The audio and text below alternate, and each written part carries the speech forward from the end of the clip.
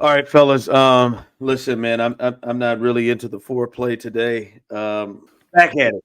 I just listen. I just want to turn my hat backwards, pop my neck to the left and right, and just get right into it. All right, that's where I am, fellas. And listen, I want to kill this notion, and I will admit, I think I've been in it a little bit myself. But I want to kill this notion that hey, look at the Chiefs.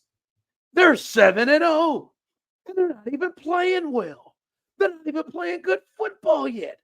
I've seen the topics of who's the most scariest team in the NFL, the Chiefs or the Ravens. The only reason why we are saying that the Chiefs aren't playing well and that the Chiefs don't look right is because the offense, fellas, isn't playing to the level that I think you're accustomed to, or maybe what the Lions are doing every week.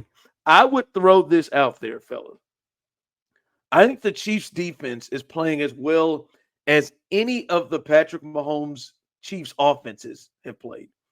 I think they're at that level from 18 to whatever, as dominant as those Chiefs. Because it's crazy. People weren't saying this in 18, and the Chiefs defense was trash, garbage.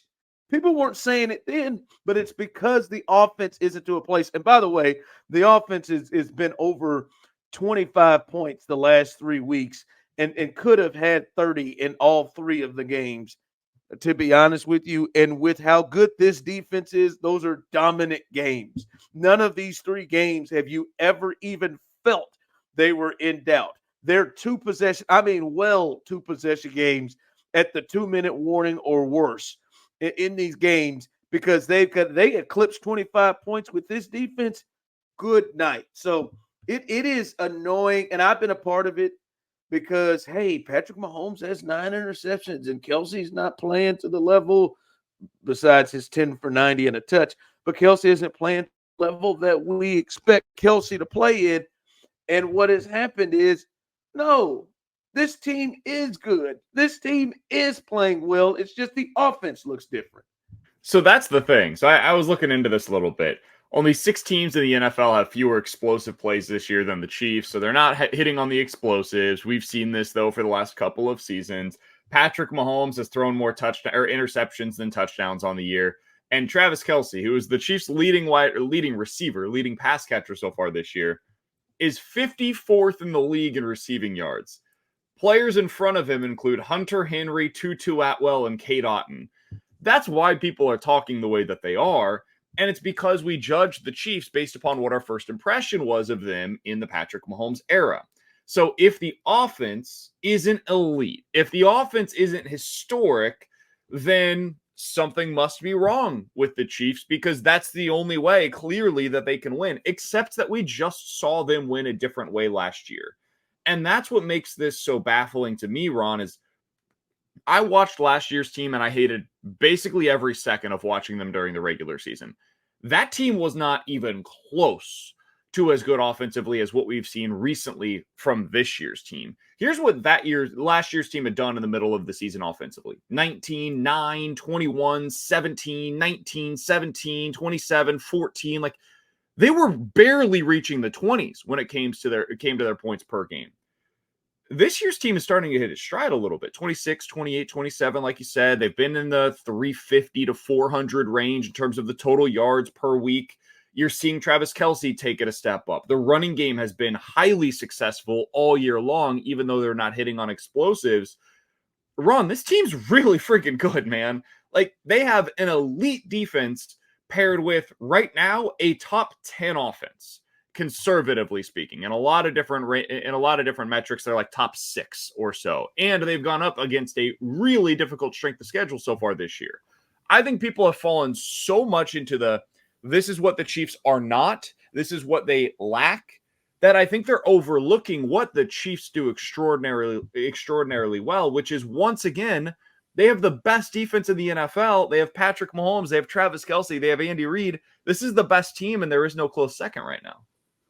Yeah, there just shouldn't be a debate at this point. Like, they're a conservative ball control offense that plays elite defense. Like, that's who they are as a team. I know we wanted the 2018 offense this season, but it's just not going to happen. You can't lose as many guys as they have and expect for that to look the same on a weekly basis. I think the offense is still going to get better and hopefully find some more consistency in the passing game.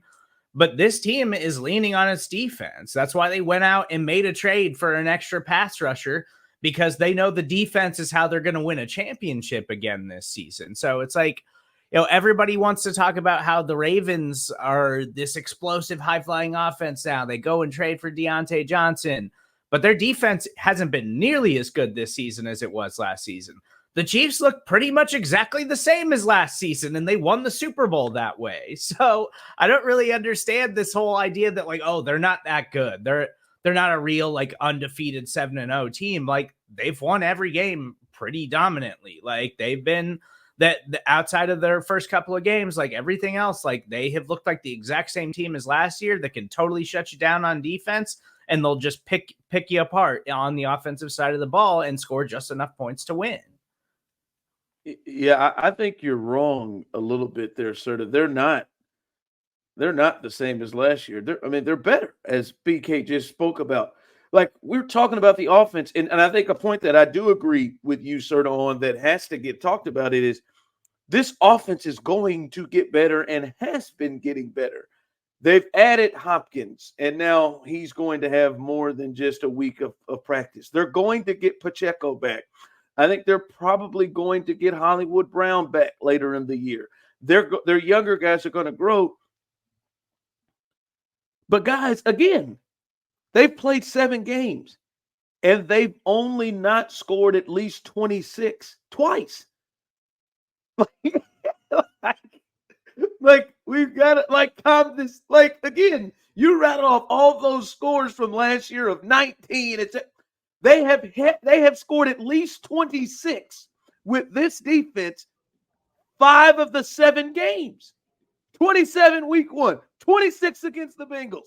They every game. Only the 22 and the 17 against the Falcons and the Chargers are the only time they haven't hit 26 or more. And they failed to do that in 7 of their first 9 games last year. Like, it's just not the same situation. I understand people making the comparison because that was the first time that we've seen the Chiefs win with a dominant defense, and they did so with an offense that really lacked any kind of staying power, and they were just constantly trying to find who they were. That, to me, is the biggest difference, Ron. They know who they are. Like, this is a team that has accepted the way that they have to win. And last year, I thought they were fighting it all year long. They still wanted to be the team that they were. They wanted to continue to find that offense. They wanted to get to the place where they could score 30-plus points a game. And now they've accepted, I think they trust the fact that this defense is so good that, to your point, if they get to 26 points, you're going to win every game. Like, there are very few teams in the NFL that are capable of putting up those kinds of numbers against your defense. And so really, it's a race to 26 against every team that you go up against. And the Chiefs offense this year has been more than capable of meeting that criteria. That, to me, is what's so different this year is they know exactly who they are. They know how they can get there. And you're seeing it play out week in, week out now. They look like a more confident bunch. Last year, I never once sensed, or at this portion of the season, really until the last couple of weeks of the year, I never sensed that they were a confident bunch. And right now I do. And you know it's going to get better. Worthy and Mahomes are going to get better together, and he's going to get better. D-Hop is going to get more acclimated with this team. People are going to know their roles. We're already seeing Travis Kelce's play get an uptick, and wait till 12 comes along because he's just waiting in the wings just to be great. Noah Gray has stepped up. Like, we're seeing the growth from these guys. I need him to get some more touches. But look, the Chiefs have done this, and they've been able to add to their team. They add Hopkins. They add another pass rusher. This is a group that's getting better and getting new players, and I wouldn't even be surprised if Brett's not completely done by Tuesday to potentially add something else to this team, whether it's guys on the street like Steven Nelson or Xavier Howard, or maybe they trade for somebody. Like it is crazy how, all right, they're 7-0 and they have clearly been able to help themselves with trades in the middle of the season. Yeah, and I want to take a step to the side for a second from our conversation because, Ron, from a team building perspective, I think we've seen a shift in the NFL. And it affects teams like the Chiefs and the Texans and the Ravens and the Bills and the 49ers, these teams that know Lions, that know they're going to consistently be contending. This does not mean you leave yourself light somewhere just because you think you can fill that hole in the offseason. But one thing that I think teams are showing right now is that you can get really good players at the trade deadline for a late third round pick. I mean, we just saw Deontay Johnson traded earlier this week for nothing. The Chiefs traded for Josh Uche, who's a really solid, like, situational pass rusher and is not going to help you against the run, but this team doesn't need any help against the run. They're the best defense in the NFL against the run so far this year. They need pass rush. And he came in for a 6th round pick in 2026, and they will almost certainly get a 6th round pick in 2026 via a comp pick when he leaves, if he leaves via free agency. This is a great way to go about stabilizing your team, adding something that you were missing during the offseason at the mid-season point. If you're a contender, one of the things that I would be planning to do in the offseason, Ron, is if you're going into the draft, hey, flip those late round picks this year for late round picks next year. Flip like one of them to get an extra selection next year and then just always stay a year ahead of it. So that way, hey, we get mid-season, we've got that extra pick in the 5th, 6th, 7th round to be able to utilize as a potential trade option. The fact that you were able to get Josh Uche for a 26th, 6th round pick and DeAndre Hopkins for a 2025 5th round pick, and then we just saw Deontay Johnson go for nothing. We saw Amari Cooper go for nothing. These are good players that help contending teams. And I think it's going to become an even more consistent theme moving forward. You're going to be able to get these players that are able to help you midway through the year. It is interesting that it does seem like we're seeing that play out a lot more. Like the Vikings traded for Cam Robinson from the Jaguars, and that was a super cost-effective trade. Like these guys are all kind of like, mid-tier situational players that are going to help their teams, and the Vikings lost their star tackle, so this is like a huge boost for a playoff team. But for these contenders, like in years past, we've seen these teams get desperate and go out there and just throw 1st round picks out, 2nd round, 3rd round picks. And for everybody to be like, nah, we're not doing that for Deontay Johnson. We're not doing that for Cam Robinson and DeAndre Hopkins. Like, it is interesting because the bad teams are desperate to get rid of players that have any kind of value. And if you just hold out long enough, they'll either be like, hey, we're just going to hang on to them and get nothing for them. Or the smart teams are like, okay, we'll take whatever the best market value is that we can get for these players. And that's what's happening this season. I think the league is also learning certain guys will play and look different in your system than others. Like, and it doesn't necessarily have to be the top of the line.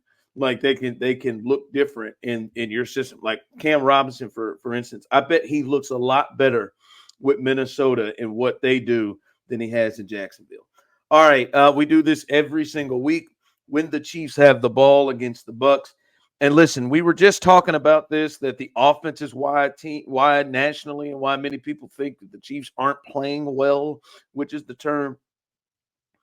I get the feel that this is Monday Night Football, so it's the lone game on the day. It's what everybody's going to be watching. And if I know Todd Bowles, they don't have great, just especially outside of Vita Vea on the D line, but just not big time pass rushers and guys that you can just go get the quarterback. The sense to me is Todd Bowles anyway loves to pressure. I think he's going to blitz just like he did a lot to Kirk Cousins last week. And I get the feel we could see fireworks to the point of 30 plus points this season, which they haven't hit. They stay in that 26 to 28 range, but 30 plus points, because when you blitz Mahomes and you leave yourself open down the field, and that you could see a lot of big chunk plays. I saw Kyle Pitts, the tight end, just absolutely kill them for 2 massive big plays down the middle of the field. and not to mention receivers and everything else, because he's just going to have to try to find a way to manufacture pressure, and he's not great on the back end outside of Winfield. So to me in this game, this feels like big play stuff. I think there are going to be big plays there. It's do they execute them? Worthy, I think, is going to have a chance to have big plays. Will they execute them? I think Kelsey's going to have a chance to have big plays. Will they execute them? Because they'll have the opportunities the way Tampa plays. Tampa's a terrible defense. This is kind of going back to the Chiefs, their old reputation, right? Chiefs were known as an offensive team, no, but they're more of a defensive team now. The Bucs have been known as a defensive-minded team in the Todd Bowles era. It's flipped. They, at least prior to the injuries with Mike Evans and Chris Godwin, were very much an offense-oriented team. Their defense stinks at everything, man. They're bottom 3 in the NFL in passing yards. In fact, their offense is second in the league in passing so far this season. They've thrown for 2,000 yards. Defensively, they have allowed 2,000 yards through the air.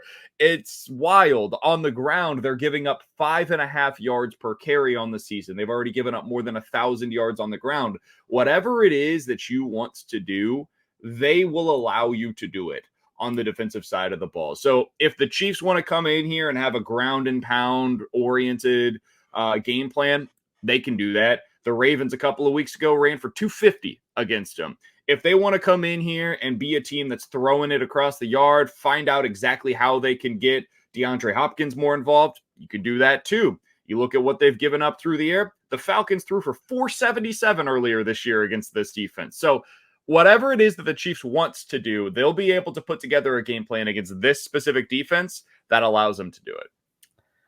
If there was a matchup where the Chiefs were finally going to connect on some deep shots and look like an explosive offense, like the Bucs are literally the perfect matchup for them based off of how they played on defense this season. Like they're just getting torched by everybody. So I know the Chiefs offense has been unpredictable, but yeah, this should be the week where Xavier Worthy finally connects. Like Mahomes missed him on that 70-yard touchdown a couple of weeks ago. Like this is the game where they should be able to hit some of those. It's the game where Travis Kelce should have another big game. Like they just actually have matchup advantages across the board against this defense. The Bucs were winning because their offense was amazing to start the season, but their defense has been garbage all year long. So this should be an Andy game, and maybe Andy doesn't want to show a ton of stuff, but this should be a game where they just get going on offense and things actually look easy for once. Yeah, I don't think they have to show things. I think they could just run their offense.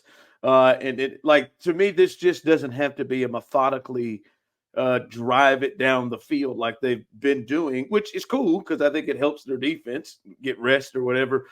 But this is one where you can see some big plays. This is one where you could see, like, to me, 5 to 10, 20-plus chunk plays, which is not what the Chiefs have been here lately, because I just think there's an opportunity for that. But while we are here on the offense, and I do think they should have great success, I do think it is time to have this conversation. And, Serda, we had it earlier this week on the Daily Fix, every day at noon right here on Foolish Club Media. Like and subscribe, please. But I said this right when it happened. 2 weeks after it happened, we had this conversation on Show and BK. I am not a fan of Kingsley getting pulled. I was not a fan, still am not. And in the 2 weeks after we discussed it, I didn't feel like Wanya Morris was doing things to scream, I gotta be out here. And I said before, I think he clearly won the position battle. For some reason, you believed it. And I think the major difference to me is I personally am not witnessing a major difference from the game and a half or the game and 3 quarters we saw from Kingsley compared to what Wanya is giving us. And it was really bad because it wasn't even just Max Crosby in this one game. I mean, my man got an illegal hands to the face and still gave up the sack, and not to mention multiple holds, right? I just don't see a major difference. And I think we're seeing Wanya's ceiling, right? I think clearly Kingsley has a higher ceiling, and the hope is 5, 7, 8, 10 weeks down the line, he'd be a much better player by the time the big games that matter count. And I am still voicing and still believing that there's got to at least be a conversation, and Kingsley's got to be the guy. You drafted him with a second-round pick. He won through all of OTAs and mandatory minicamp and training camp and week 1 in preseason. Wanya Morris is not playing well enough for us to sit here and just say he's good. So to me, I think I am ready again to see Kingsley. If you're going to make this move, this is the week to do it. Because you now have a 4-game stretch where you're going up against, I mean, these teams will make things difficult on the Chiefs offensively, especially on the offensive line, especially with a young guy at tackle. They will attempt to. Yeah. You know Todd Bowles is going to come up with a good plan. It might not work, but he's going to come up with a good plan. The Broncos don't have any one individual pass rusher that really scares you, but defensively, they've been really good this year. The Bills, it's basically the same thing. They don't have Greg Rousseau has been good for them, but they don't have a guy that's just screaming off the edge the way that you're worried about with like a Bosa or Max Crosby, something like that, or Trey Hendrickson, the last time that we saw Kingsley. Panthers, same thing. That's your next 4 games. Those teams don't have any one individual that just terrifies you coming off of the edge. And then you get into the rest of the schedule, and every week it's haymaker after haymaker coming off of the edge. It's Crosby, Bosa, Myles Garrett, Will Anderson, and then TJ Watt. Good luck in that stretch. So if you're going to make this move, Ron, if you feel comfortable, and I'm open to it at this point, because that was a terrible performance last week by Wanya Morris. I did not feel comfortable with him at any point at left tackle. I think Juwan Taylor, by the way, just to kind of sneak this thing in here, I think Juwan Taylor's been playing a lot better lately. I haven't noticed him a lot, and that's good. You got to stop saying that. You got to stop saying it and just let it happen. All right, you got to just stop saying it and let it happen. Not draw attention to him at all. Just don't say this. Just stop saying it and let it happen. It's been a pleasant surprise. I've been happy about it, but we'll go ahead and leave that there. If you're going to make this move, now it's time to do it. You've got a month to be able to get him up to speed. Yes, you're going to go through some growing pains. That's what you knew going in. If you're going to start a rookie left tackle, man, there's going to be some growing pains, and you got to commit to it. So if you're going to do this, do it now and keep him in there the next month, and then hopefully he's ready to go for that stretch run going up against those great pass rushers. But I think this is kind of a do or die week, Ron. If you don't make the change right now, I don't think they're going to make the change at any point this year. Real quick, Serda, and you follow this as much.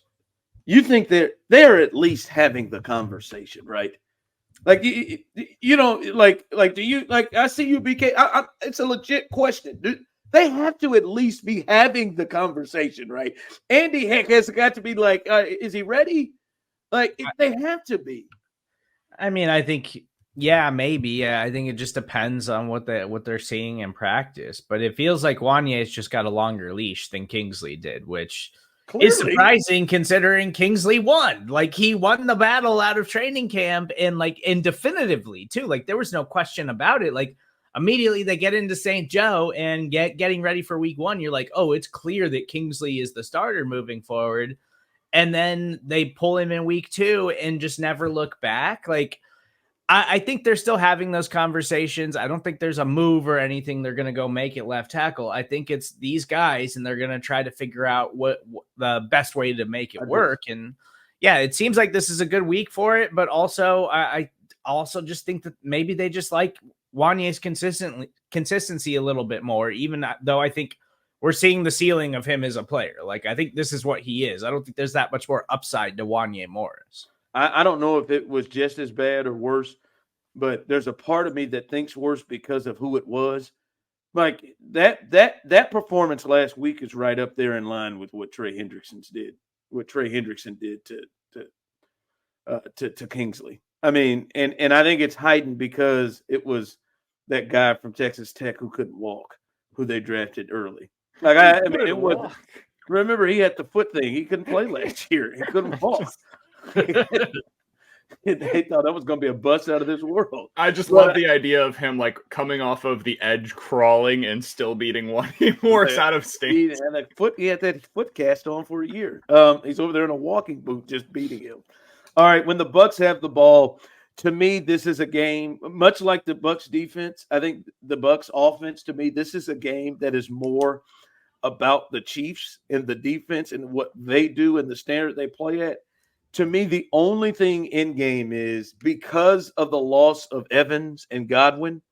Obviously, I don't know who their receivers are. I really don't. I know some numbers. There's 15, and I think there's a 10 out there. But like what they have done, and I think they even continued it against the Falcons last week without their top two receivers, is they have been really, really good on third down. They've been the best team in the NFL on third down. And that continued last week. And they did it with their running backs, which the Chiefs have had some problems with. And they did it with Cade Otton, which is becoming his number one target. And he repeatedly went to him. I mean, you thought Brock Bowers was getting touches and looks and targets. Cade Otton has been the guy since those two guys have gone down. But to me, this is how you kind of rip it up. They are more now non-big play, but methodically moving the ball down the field, very similar to the Chiefs. But it's 3rd and 7s, 3rd and 8s. They were converting them, especially early in the game against the Falcons. Can the Chiefs, who've been pretty good on it, been pretty good at that themselves, shut that down? And to me, if they play good third down defense, I think they will obviously control this game. Because so to me, in terms of game plan for the Bucs in particular, defensively, that's to me the big one. I think so. And you mentioned the player that I'm maybe most concerned about. That's Cade Otton. I can't believe I'm saying this in 2024, but here we are. Cade Otton is not a guy that like scares you the way Brock Bowers did. He's not going to just go out there and just make these crazy plays. They're not going to line him up, split out wide where he's going up against Trent McDuffie or anything like that. That's not the way they deploy him. He's just a traditional tight end. He's big. He's going to go across the middle, and he's going to cause some matchup problems because they just target him over and over and over again. So that's one. But it goes beyond that, Ron. It's as if this offense at this point was like specifically designed in a lab to create issues for this Chiefs defense. They've got a big tight end that's just going to be efficient, and they've got a couple of running backs that can get to you in the passing game. If you look at their top three receivers without Evans or Godwin out there, it's Otton, Rachaad White, and Bucky Irving. Those are their two running backs that are coming out of the backfield. We've seen at times teams be able to get after this Chiefs defense a bit by leaking that running back out and the Chiefs being a little late with their linebackers. I think they've been better in that area lately. I think you've seen a little bit more in that regard from Leo Chanel. I think personally, Nick Bolton has been great over the last month or so. So I think that's been a huge boost for them too. But those are the two things that they can beat you with. And if you slow them down in that regard, if you get a little bit of pressure on Baker Mayfield as well, you're not going to have many other issues because they can't run the football and they don't have any receivers that really scare you. So just shut down the tight end, slow down the running backs in the passing game. You should be just fine defensively in this one. And to that point, Serda, they were 9 for 14 on third down against the Falcons. Like that's how they've been able to hold the ball and continue drives. And that's the thing. It's like when they were healthy, that's why they looked like one of the best offenses in football, because Mike Evans and Chris Godwin were playing absolutely incredible. And Jalen McMillan's I think an interesting rookie wide receiver to watch in this game. But these pass catchers against this Chiefs secondary, even at the number 2 cornerback spot, you shouldn't be too worried about it. But Bucky Irving and Rachaad White have both been awesome this season. Bucky Irving especially, his looks great, rookie running back. But the Chiefs have been so dominant there. It's okay, then it's the tight end. And it's the Chiefs have the better matchups in this game across the board, and they should win those matchups. But the Bucs do a lot of things that the Chiefs have been where they've been susceptible on defense this season. It's against those kinds of matchups. So I'll be interested to see how they deploy those guys. And when I say this is about the Chiefs more than what the Bucs are, to me, it's to me exactly what last week's game was again. And we know the trade deadline is Tuesday, November 5th. And the to me, the blatant thing or issue on this team in which you'd say, hey, man, they may need some help there is, to me, even more than tackle is in the secondary at corner. The loss of Watson, we got a chance to see, and the Raiders receiving core is not good. Even Jacoby Myers' ass. They're not good, and it wasn't just him. It was other guys that caught balls that you're like, come on, man, we got to be better than that. And this is another week again to me. If Joshua Williams and 30, who I just found out who he was when he intercepted the ball against what's his name? Roland. I just call him Hyphen. Wallace. Roland. Chris Roland Wallace. I told Serda earlier this week. My son said, "Who is 30?" I said, I don't know. I don't know who that. That's Donnell Bennett, I believe. That's who I got. But all I can think about whenever I see him is rolling shit from Schitt's Creek. That's it. That's all I can think about, and it makes me sad. I watched the first season. I've got to continue on that. I really do. My wife said it was amazing. It's very good. But this week is even worse. My man, if you can't stop Jarrett or McMillan or Trey Palmer, like if you like those guys, and I don't just know them. I'm literally looking at these names right here. Raheem Jarrett. McMillan's good. I really liked him at Washington. I don't even is Shepard expected to play in this one? I know that I think he got banged up in the last one. Yeah, he's fine. I think Goodstraw. He's fine. And he's especially just fine when. All right. Well, I guess we'll have to put 22 on him. All right. Yeah. So I think this should be a step where, to me, if Joshua Williams is going to be trusted in these games moving forward, and you're not going to make a move, like Buddy has to be able to hold down, and we shouldn't hear anything from receivers. Right? Like they should be able to do what Spags should be able to blitz, do whatever he wants to do, because these guys shouldn't be getting beat. Cade Otton, that's a different story. Running backs out of the back, but the wide receivers, for them to be able to trust these guys, they've got to be able to shut these guys down. I'm with you. I think this is a huge game for Joshua Williams, man, because I don't trust him. I want to make that very clear. I don't blame you. He hasn't earned your trust. He's even getting penalties now on special teams. It's been a very weird year for Joshua Williams. He started out as the de facto starter, and this has been the case over the last couple of years. Lost his job to Jalen Watson. Watson was clearly better than him and has been basically since the moment that the two came into the NFL. But Joshua Williams does a lot of the things, to a lesser degree, that Jalen Watson brought to the table. He is a big body. He's super physical at the point of attack. Like he does a lot of those same things. He's just not quite as good at it as Jalen Watson was. So I want to see him come in there and play a good game, because it would make me feel a lot better about their situation. I'm not sure the Chiefs are going to be able to add at corner. I think it's a much more difficult position to be able to add at in season. You don't see those guys move very often, and they need him to be good, because right now you basically have three healthy cornerbacks. It's Trent McDuffie, it's Joshua Williams, and it's Chris Roland Wallace. I don't know how long you're potentially going to be without any of these other guys, but man, in the meantime, you need Joshua Williams to be able to step up. I think you're right, Ron. I don't trust him either. But this is a guy that if you're going to be able to move around McDuffie as well at any point this season, you're going to need Joshua Williams to step up, because he's got to take over some of those outside reps. It's a big spot for him. And this is a good matchup to kind of get his feet wet, because it's not the most imposing wide receiver core, even if I do like Jalen McMillan more than you do. Next week, same thing. Broncos don't have an imposing receiver core either. Yeah, if Josh is getting beat this week, clearly getting beat, like the thought to me of taking the chance on he'll keep growing into what you need. And when you get in games with, somebody's got to cover Rashad or not Bateman, but somebody's got to cover Deontay Johnson, and somebody's got to cover 4 as well. That's to me potentially problematic. All right, Serda, give me my music. Certified or imposter. This is the statement. Is this certified or is this imposter? The important members, not guys like Roland Wallace, but the important members of the Chiefs are definitely thinking about an undefeated season. The important members of the Chiefs are definitely thinking about an undefeated season. I'm talking Clark.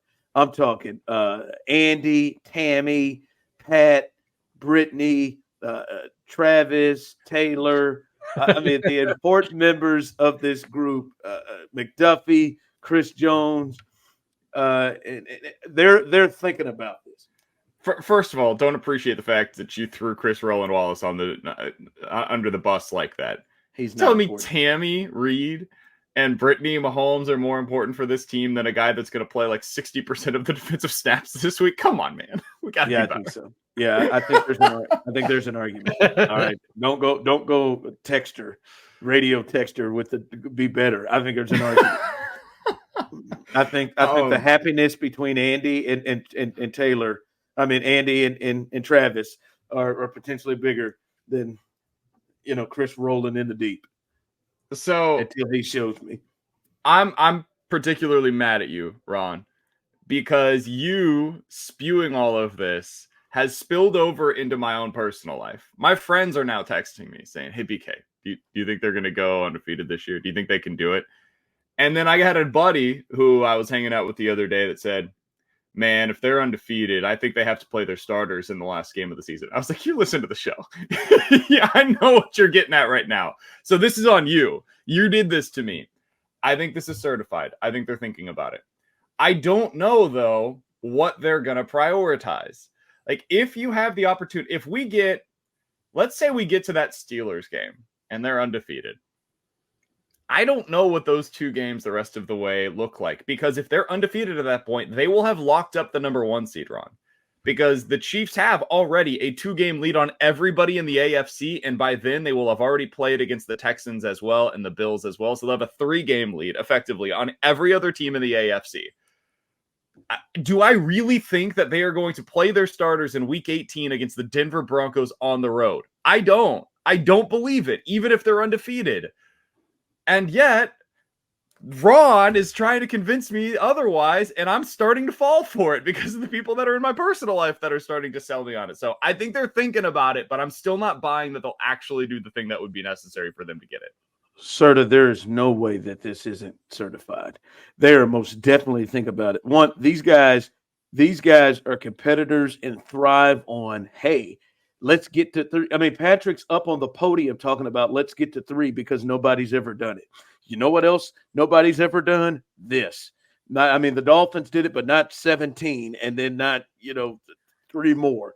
Like, I think they are serious about cementing themselves as the best team ever, and there ain't no argument if they finish this thing and run the table. Yeah. So I think they are definitely thinking about it, and I think you're dead wrong. I know Andy is a hard ass with this, I want to rest my players.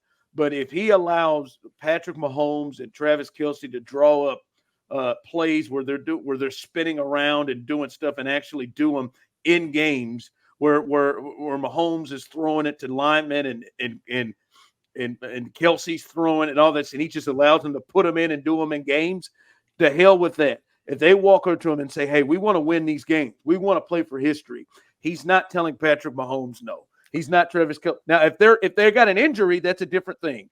No, but I definitely think if they are 16-0, 15-0, they are playing for this thing. Yeah, but that's a different conversation like that late in the season. Like, I think they could be having those conversations if that's where they're at that point. Right now, I don't think they're having that conversation. I think this is imposter because we hear it from the Chiefs all the time. Oh, we're just focused on whoever our opponent is this week. And I still fully believe that they're going to drop one game they have no business losing to somebody. Maybe it's the Panthers. I don't know. There's going to be one week where they just absolutely decide not to show up. That's what we've come to expect from this team, and I absolutely expect that to happen sometime soon. I just think you're wrong on that because the group that does not do that is the defense. The group that does not do that, where we have come to see that this won't show up, is the defense, and they will always be in the game. Always be in the game. I don't see a team on the schedule that the Chiefs can't beat with their B game. I don't, you know Bills? What I'm saying? Like, yes.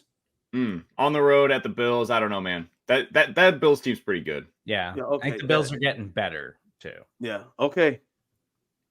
I'm done with your team, by the way. I'm out on the Texans. We've broken up. Yeah. I think they're getting better. Yeah. I mean, line's garbage. Yeah. Okay. Yeah. I do. I do. I know the Texans defense got my man for 9 for 30 in a game, Josh Allen. So I think the Chiefs defense is better. So we'll see. I do. I don't think that I don't look at the schedule and say, man, they got to bring it, on this thing. All right. let's go predictions against the Bucs Monday Night Football. I'll kick it off. I got the Chiefs winning this thing 34, first time over 30, 34-17 in this game. I think they'll hold them down. The Bucs may, add some stuff late, but I go 34-17 on Monday Night Football. I think this is a classic Chiefs game, 27-20. I don't think it'll be as close as the score might indicate. And this is one of the things that's also bothering me, Ron, is people are bringing up all of the one-score games that the Chiefs have been playing. Early on in the season, that was a fair critique. Lately, it has not been. Last week, by score, by definition, was a one-score game. The Chiefs won that thoroughly, and then there was a garbage time touchdown that was added in there. It was 27-13 at the 2-minute warning. Yeah, that was not your classic one-score game, and I think the same will be true of this. I think the Bucs will add a field goal late, and that ultimately makes it feel closer than it really was. So I think the Chiefs win. I think it's like 27-20, something like that. Feel pretty good about it coming out. I'm going to go Chiefs 31, Bucs 13. I think we do get a couple of deep shots. I think the defense is just going to totally overwhelm that offense without their elite level pass catchers. Like, I just don't think it's a particularly close game. And I think that Steve Spagnuolo is going to have another great day with this defense. So I'm pretty confident in the Chiefs this week. All right, let's see if they can get to 8-0. We are out.